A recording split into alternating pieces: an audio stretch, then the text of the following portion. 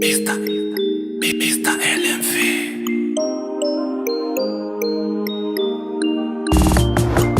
Sambatra zao fa mananao, napiova ny fiainako ny visinao, namafy ny fiaignana tsy mba ketraka oe,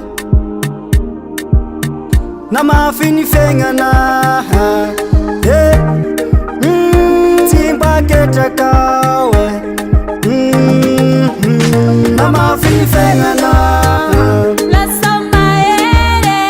tsy mba ketraka oe, velopana tena namafy ny fiaignana tsy mety tafide, tsy mba ketraka oe, ny tanjotsika namafy ny fiaignana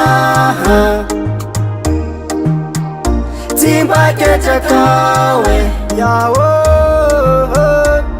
taloha kivikivy fiainana mangidy, niao atrano mbola ady lava, aleoko mitsy ny safidy niovapary tady fa Sambatra. Fatongavanao rivotra fa mitsy, mahavelim-bolo mahavelitsika, za malahelo apitsikinao, misy problème hanao solution. Sambatra zao fa mananao, napiova ny fiainako ny visinao, namafy ny fiaignana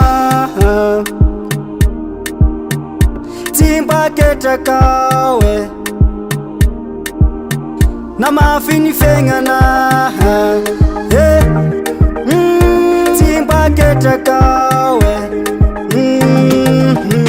namafy ny fiaignana lasa mahere tsy mba ketraka oe, velopana tena namafy ny fiaignana tsy mety tafide, tsy mba ketraka oe, ny tanjotsika namafy ny fiaignana lasa mahere tsy mba ketraka oe, velopana tena namafy ny fiaignana tsy mety tafide, tsy mba ketraka